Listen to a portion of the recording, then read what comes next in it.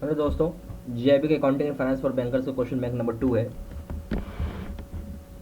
यहाँ पे आपको जीआईबी का एक अच्छा खासा मेगा ऑफर मिल रहा है जो कि 80% डिस्काउंट है जीआईबी कोर्सेज के लिए, जो कि मात्र 600 रुपये से स्टार्ट होता है। पहला सवाल देखिए, which of the following accounting entry is passed at the end of the first year in case of sinking fund method. बोलता कौन सा अकाउंटिंग एंट्री को पास किया जाता है फर्स्ट ईयर के आखिरी में सिंकिंग फंड मेथड के हेल्प से। समझ रहे हो बात क्या हो रहा है? कौन सा अकाउंटिंग एंट्री को पास किया जाता है एंड के आखिरी में सिंकिंग फंड मेथड की हेल्प से। तो सिंकिंग फंड मेथड की केस में, ठीक है, ए ऑप्शन है debit depreciation credit sinking fund investment, B option है debit sinking fund and credit bank account, C option both A and B, D option है ओनली ए। सोचिए क्या होगा इस केस में। बहुत प्लेन क्वेश्चन था, इसका सही आंसर हो जाएगा सी। सी क्यों हो जाएगा? सी इसलिए हो जाएगा, हम लोग क्या करते हैं शुरू में दो ट्रांजेक्शन होता है, इसमें दो ट्रांजेक्शन होता है। पहले आप करेंगे डेबिट करेंगे डेप्रिसिएशन को, और वही सेम अमाउंट आप क्रिएट करेंगे होता है सिंकिंग फंड इन्वेस्टमेंट में। अब चूंकि सिंकिंग फंड इन्वेस्टमेंट में आ गया तो इसको हर साल क्लोज करना होता है। क्या करना होता है? क्लोज।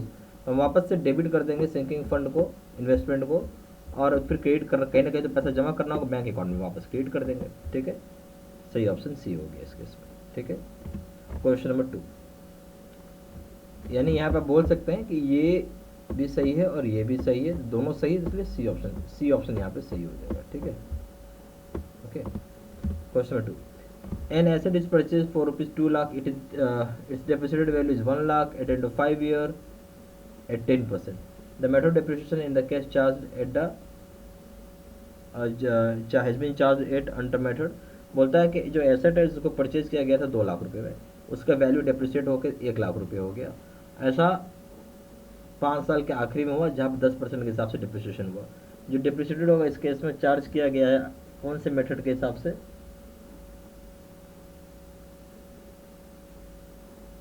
वो बताना होगा।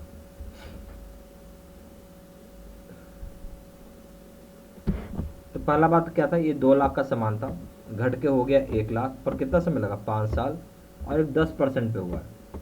ठीक है, यानी हम ये बोल सकते हैं 2 लाख में से 1 लाख घट गया। ठीक है, कितना बचा? 1 लाख। अभी वैल्यू कितना है? 1 लाख। 1 लाख घटा, 1 लाख घटा, तो हम ये बोल सकते हैं कि 1 लाख को आप 5 साल में डिवाइड कर लो। ठीक है, वो 5 साल में डिवाइड करो तो आ जाएगा आपका, हो जाएगा 20,000 रुपये। आप समझिए, मोटा मोटी 20,000 रुपये आपका हर साल डिप्रिसिएट हो रहा था। और ये कितना पे था? 10% लिखा हुआ भी है। चाहे ऐसे आप कैलकुलेट कर सकते थे, नहीं तो आप यहाँ पे कर सकते थे। 2 लाख तो था ही, ठीक है, उसका 2 लाख का आप 10% निकाल लो, क्या होगा? ठीक है, 2 लाख अगर हम 10% निकालेंगे तो यही होगा ना, 10/100। ये 2 जीरो इधर से भी काट दो तो कितना आ गया? 20,000 रुपये आ रहा है। ठीक है, समझ गए बात? तो 20,000 रुपये आ रहा है। 20,000 रुपये पर ईयर है। ये क्या है? पर ईयर आपको लग रहा है, ये भी समझना होगा बात आपको। ये नहीं है कि एक बार लगा, ये पर ईयर लग रहा है। 5 साल 20,000 रुपये लगा, तब 1 लाख रुपये हो जाएगा। तो नेचुरल सी बात है। ठीक है, अभी option depreciated value straight line method, B option है original cost straight line method, C option original cost written down value method, D option है depreciated value written down value method. तो यहाँ पे क्या दिख रहा है? 20,000 रुपये हर साल लग रहा है, यानी ओरिजिनल कॉस्ट पे लग रहा है ना 10%। 10% किस पे लग रहा है? ओरिजिनल कॉस्ट पे लग रहा है। और स्ट्रेट लाइन मेथड हो गया, स्ट्रेट लाइन में फिक्स्ड अमाउंट से घटता है, यानी बी ऑप्शन हो जाएगा। ठीक है, question number 3, full amount of depreciation is not provided to a debit of profit and loss account in which the following methods of depreciation। तब समझिए क्या बोल रहा है। पूरा का पूरा अमाउंट को क्या करना चाहते हैं? डिप्रिसिएशन में पूरा पूरा का अमाउंट जो डिप्रिसिएशन में है उसको नहीं प्रोवाइड किया जा सकता है। कहाँ पे? डेबिट जो करेंगे हम प्रॉफिट और लॉस अकाउंट के केस में, उसके लिए कौन सा मेथड्स बता रहे? फॉलोइंग मेथड्स से। कौन से फॉलोइंग मेथड्स हैं डिप्रिसिएशन के? ये देखिए यहाँ पे, A option straight line method, B option written down value method, C option है sinking fund method, D option है it is provided in case of all method. बताइए, बड़ा सीधा सा सवाल है। क्या पूछ रहा है? यहाँ पे देखिए, पूरा अमाउंट डिप्रिसिएशन का नहीं प्रोवाइड किया गया है। कहाँ, कौन से मेथड में नहीं प्रोवाइड किया है? तो सही ऑप्शन हो जाएगा सी, सिंकिंग फंड में ये नहीं प्रोवाइड होता है पूरा मेट्रो डेप्रिसिएशन, कुछ ना कुछ आपको अपने साइड से लगाना ही पड़ता है, इसलिए फुल अमाउंट कभी भी डेप्रिसिएशन नहीं प्रोवाइड होता है इसमें। क्वेश्चन 4 में आइए, ग्रुप ए, इसको छोड़ दीजिए, इसको छोड़ दीजिए आप। ग्रुप नंबर 5 में आइए, in balance sheet which of the following equations is not correct. Balance sheet में देखिए, बताइए कौन सा सही नहीं है, सब का ध्यान दीजिएगा हमेशा। बैलेंस शीट में इक्वेशंस क्या है, यहाँ पे ध्यान दीजिए, क्या बोल रहा है, सही नहीं बोल रहा है, ये समझना जरूरी, सही नहीं की बात हो रही है। A option assets is equal to total claims called equities, B option हो जाएगा asset is equal to liabilities plus capital, C option है liabilities is equal to assets minus capital, D option है capital is equal to assets plus liabilities. क्या होगा, तो balance sheet में कौन सा चीज़ सही होता है, नेचुरल सी बात है, बैलेंस शीट में क्या होगा, डी ऑप्शन है capital is equal to assets plus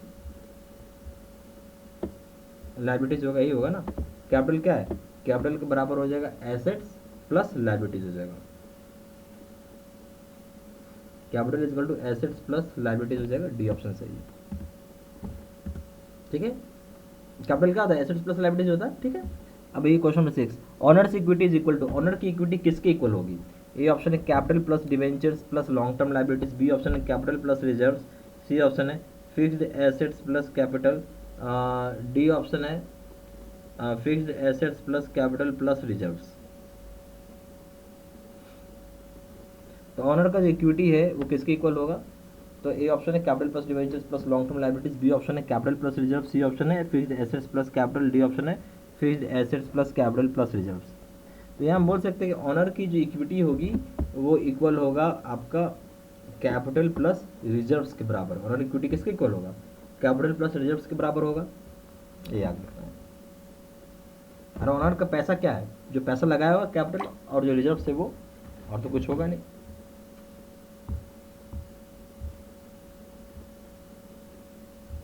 ठीक है, बी ऑप्शन हो गया। प्रीपेड इंश्योरेंस अकाउंट इज, बोलते हैं प्रीपेड इंश्योरेंस अकाउंट क्या होता है, ए ऑप्शन है एन एक्सपेंस, बी ऑप्शन है एन रेवेन्यू, सी ऑप्शन है एन एसेट, डी ऑप्शन है लायबिलिटी। तो एक क्या था, ये प्रीपेड, पहले से पेड किया हुआ, ठीक है, इंश्योरेंस अकाउंट है। तो नेचुरल सी बात है, वो एक तरीके का प्रीपेड हो गया, पहले से पे कर दिया आपने, तो एसेट हो गया बैंक के लिए। ठीक है, क्वेश्चन नंबर 8, द प्रॉफिट और loss disclose by the accounts of A company, बोलते जो प्रॉफिट लॉस होता है अकाउंट में, जो कंपनी डिस्क्लोज करती है, वो क्या होगा उस केस में। ए ऑप्शन है transfer to share capital account, है ना, शेयर कैपिटल अकाउंट में ट्रांसफर कर देंगे। बी ऑप्शन है shown in the column of current liabilities and provisions, current liabilities and provisions के कॉलम में दिखा देंगे। सी ऑप्शन है shown in the column of reserves and surplus under a separate head, बोलता है कि जो आपका कॉलम होता है रिजर्व्स और सरप्लस का, उसका सेपरेट हेड में यहाँ पे बता दिया जाएगा। डी ऑप्शन है transfer to general reserve, general reserve में ट्रांसफर कर दिया जाएगा। ई ऑप्शन है transfer to dividends payable account में, डिविडेंड्स पेएबल अकाउंट में ट्रांसफर कर दिया जाएगा। क्या ऑप्शन सही होगा, इस केस में सी ऑप्शन सही होगा। जब प्रॉफिट और लॉस अकाउंट जो देख रहे हो, जो कि डिस्क्लोज किया जाता है कंपनी के द्वारा, नेचुरल सी बात है कि ये प्रॉफिट लॉस जो हो रहा है रिजर्व और सरप्लस के हेड में दिखेगा आपको, उसके अंदर एक सेपरेट हेड में आपको दिखेगा। Question number 9, which of the following errors revealed by the trial balance, trial balance के द्वारा कौन सा एरर पता चलेगा, ये समझना होगा आपको। ए ऑप्शन है wrong amount entered in the book of original entry, B option है wrong amount entered in the ledger account, C option है complete omission of an entry from the book of original entry, D option है all the above. तो यहाँ पे क्या जाएगा, wrong amount क्या बता रहा है आपको, रॉन्ग अमाउंट आपने इंटर कर दिया था कहाँ पे, बुक ऑफ ओरिजिनल एंट्री में, या रॉन्ग अमाउंट इंटर किया लेजर में, कंप्लीट ओमिशन हो गया एंट्री का बुक ऑफ ओरिजिनल एंट्री से। तो ट्रायल बैलेंस में बी ऑप्शन आपको बताएगा, यानी जो आप ट्रायल बैलेंस का टेली करने के लिए होता है, ट्रायल बैलेंस हम लोग क्यों यूज़ करते हैं, बेसिकली टेली करने के लिए हम लोग यूज़ करते हैं ना, सॉरी ट्रायल बैलेंस हम लोग क्यों यूज़ करते हैं, टेली करने के लिए। अगर आपका टेली मतलब चेक करना है कि इक्वल है या नहीं, तो टेली क्या होगा, wrong amount entered in the ledger account, वो बता देगा आपको। Ledger account, original book of entry ledger account में, ध्यान दीजिएगा लेजर अकाउंट में, ये नहीं होगा, ये होगा। ठीक है, इसलिए यहाँ सही ऑप्शन क्या हो जाएगा, बी। क्वेश्चन नंबर 10 में आइए, विच of the following does not match in the context of computer based accounting, बोलते कंप्यूटर बेस्ड अकाउंटिंग के संबंध में कौन सा चीज़ मैच नहीं कर रहा है। ये ऑप्शन है अकाउंटिंग परफॉर्म बाय कंप्यूटर, जो अकाउंटिंग कंप्यूटर परफॉर्म करेगा उसको क्या बोलेंगे, कंप्यूटराइज्ड अकाउंटिंग।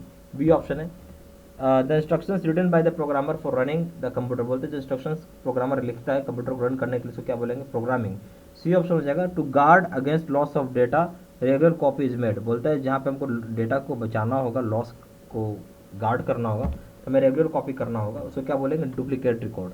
डी ऑप्शन है instructions written in the form of computer program that destroy the information in the computer, बोलते हैं इंस्ट्रक्शंस जो कि लिखित रूप में कंपनी प्रोग्राम के द्वारा होगा जो कि डिस्ट्रॉय कर देगा कंप्यूटर का इन्फॉर्मेशन को, उसको वायरस बोलेंगे। पर यहाँ शब्द क्या था, मैच नहीं करता है, तो सही ऑप्शन क्या हो जाएगा, सी, क्योंकि ये जो चीज़ दे रहा है ये ऑप्शन एक्चुअली गलत है, बाकी सही है। देखिए कंप्यूटराइज्ड अकाउंटिंग क्या होती है, कंप्यूटराइज्ड अकाउंटिंग हम उसे बोलते हैं जो कंप्यूटर के द्वारा अकाउंटिंग परफॉर्म की जाती है, सही बात है। फिर प्रोग्रामिंग क्या होगा उस केस में, बोलता है कि अगर जो इंस्ट्रक्शन है वो कोई प्रोग्रामर लिखता है रन करने के लिए कंप्यूटर को, उसको प्रोग्रामिंग बोलते हैं।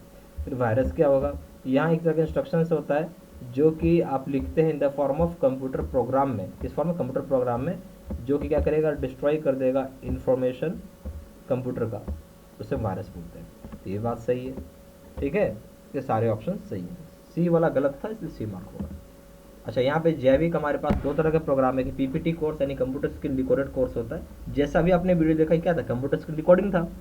दूसरा हो जाता है Jaivika face to face video course, ये सबसे बढ़िया है, सबसे पॉपुलर है, और मैं बोलूँगा कि सबसे बेस्ट कोर्स है, ठीक है। अगर आप ये कोर्स कर रहे हैं तो मान के चलिए कि आप फर्स्ट टाइम में ही पास करने वाले हैं, सीधा सा बात है, आप फर्स्ट टाइम में ही यहाँ पे पास कर जाएंगे, इतना पावरफुल कोर्स है, ठीक है।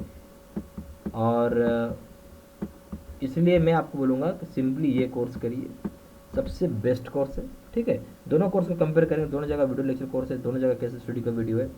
यहाँ पे 6000 से क्वेश्चन बैंक है, 13500 क्वेश्चन बैंक है, यहाँ 30 मॉक टेस्ट है, दोनों जगह रिविजन नोट्स है। वैलिडिटी जो होगा वो लाइफ लॉन्ग वैलिडिटी होगा, ठीक है। और पेपर 1 पढ़ेंगे, इसका दाम है यहाँ पे प्रिंसिपल्स का 600 रुपये, यहाँ 1200 रुपये, अकाउंटिंग का यहाँ 800 रुपये, यहाँ है 1500 रुपये, लीगल का 600 रुपये, यहाँ 1200 रुपये है। कॉम्बो पे करेंगे, तीनों पेपर एक साथ करेंगे, इसका दाम है 1500 रुपये, इसका दाम है 3000 रुपये। ज़्यादा जानकारी के लिए फ़ोन भी कर सकते हैं, फ़ोन नंबर हो जाएगा 4 टाइम्स 9685 दूसरा नंबर है 7827546946। वेबसाइट में जाकर डायरेक्टली ऑनलाइन ऑर्डर प्लेस कर सकते हैं, वेबसाइट हो जाएगा www.jbcabstudymaterial.com, email ID हो जाएगा 66123@gmail.com।